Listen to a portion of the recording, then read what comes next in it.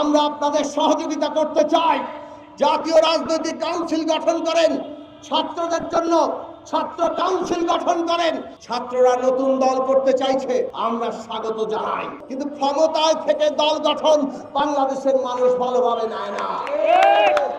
শ্রমিক তরুণরা, এই দেশের ছাত্র শ্রমিক তরুণরা, তারা নতুন চৈতন্য নিয়ে নতুন রাজনৈতিক শক্তি করে তুলবে, আর তাতেই সম্ভব কেবল নতুন বাংলাদেশ।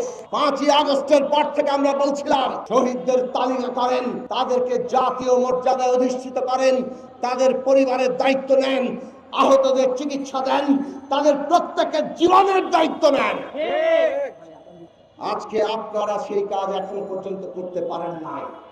এটা দুঃখজনক, এটা বেদনাদায়ক, এটা বিব্রতকর। আপনাদের প্রধান কাজ এই আহত নিহত সকলের মর্যাদা প্রতিষ্ঠা করা। আপনাদের দ্বিতীয় কাজ ন্যায় বিচার প্রতিষ্ঠা করা।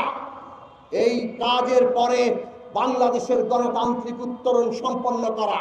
সেটা না করে অন্য অনেক কাজ আপনারা যদি করেন, সেইটা মানুষ খুব ভালো চোখে দেখবে না। সানবিট সব দিবে সামাল। সানবিট ম্যাজিক প্রেস ডিশওয়াশিং এর মাথা ঘোরানো সলিউশন।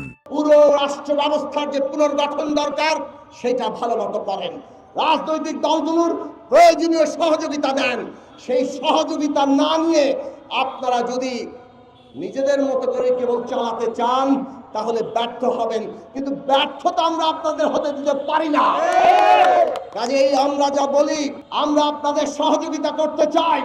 জাতীয় রাজনৈতিক কাউন্সিল গঠন করেন, ছাত্রদের জন্য ছাত্র কাউন্সিল গঠন করেন, এবং সবাইকে নিয়ে বাংলাদেশ পরিচালনা করে গণতান্ত্রিক বাংলাদেশ তৈরি করেন। ছাত্ররা নতুন দল করতে চাইছে, আমরা স্বাগত জানাই।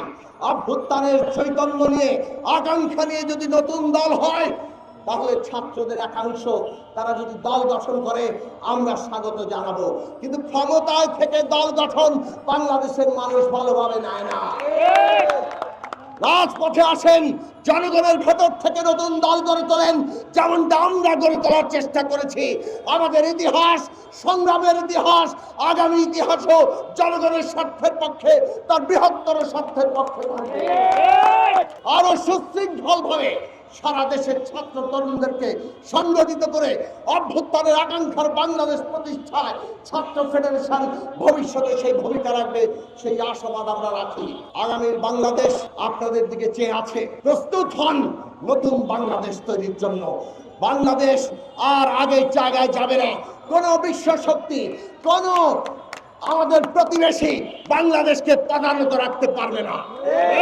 এই বাংলাদেশের রায় এবং এই বাংলাদেশে সমস্ত খেটে খাওয়া মানুষ সবার মানবিক জীবন নিশ্চিত করতে হবে। সমস্ত ছাত্রের শিক্ষা শেষে কোন রকম তদবির ঘুষ ছাড়া কর্মসংস্থান নিশ্চিত করতে হবে। আগামী দিনের সেই অর্থনীতি, আগামী দিনের সেই রাজনৈতিক ব্যবস্থা, নতুন রাজনৈতিক বন্দোবস্ত, সেইটা প্রতিষ্ঠার শক্তি গড়ে তুলুন। সেটাই আমাদের সামনের পথ।